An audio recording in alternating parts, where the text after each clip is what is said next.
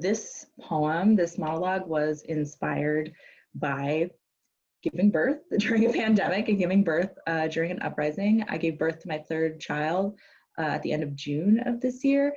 And it was the first time that I had postpartum doulas come to my home and help me. And it was amazing. It was life-changing. And I wish everyone knew about postpartum doulas, especially doulas of color.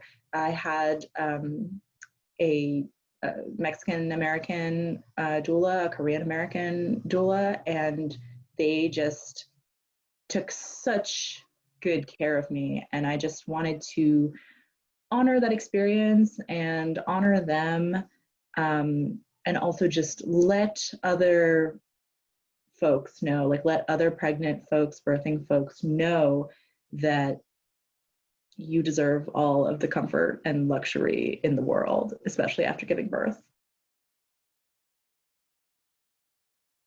With my other two pregnancies, I was lucky enough, I had to have this, I had another woman, an older, like an elder from the Chinese American community, come to my home and bring soups, like bring these amazing medicinal Chinese soups.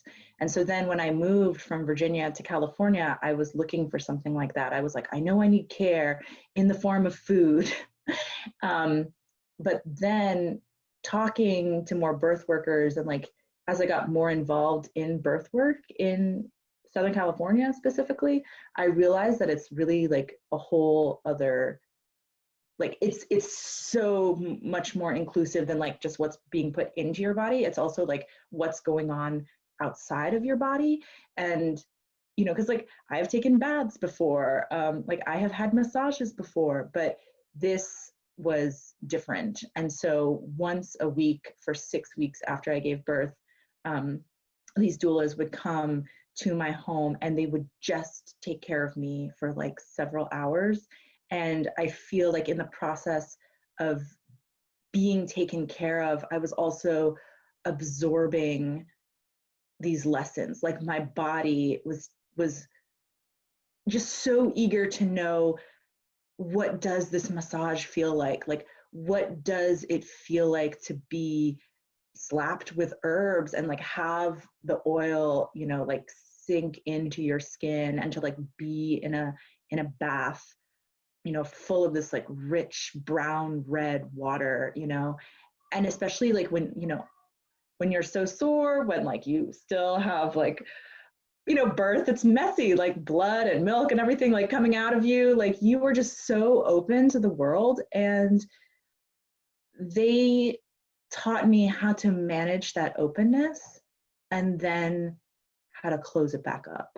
So especially because, you know, I come from a line of women where we didn't really know our grandmothers and our mothers have died early, I feel it really important to take these lessons in and to kind of repair my own lineages and ancestors, and like be better for myself so that I can like be better for my descendants, for my children.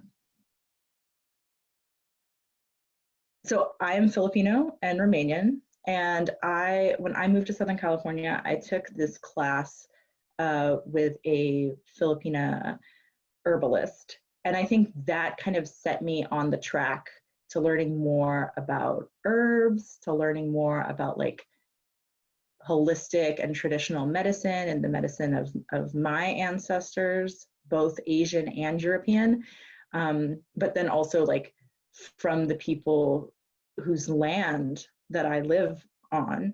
And so like learning these medicines, approaching these medicines really respectfully, opened me up to this, because I think, you know, like the doula who I had been working with, Pankasani of Indigimama, she has been doing this for quite some time, and I've been like taking classes with her too, following her Instagram, you know, just like things like that. But like looking for resources that are both online. I think if you're not necessarily in a community geographically where you can access these resources, learning about them online is super helpful.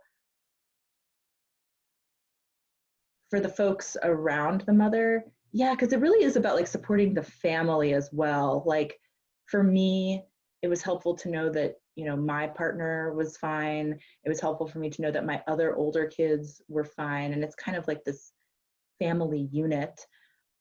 So much support comes from listening. So much support comes from holding the mom, like, you know, holding space for her, and then also just like physically holding her. Like I remember one thing that Pankasani and Amy would do is like they would like wrap me in a blanket, and just this feeling, just the somatic physiological feeling, it can do so much more than like all the books, all the Instagram posts, all the audio tapes, like all the, it goes like beyond words, to just be held. So that's where I would start. And there are just so many more resources. I mean, if people want to reach out to me too, you know, this is something I'd love to talk about. So yeah.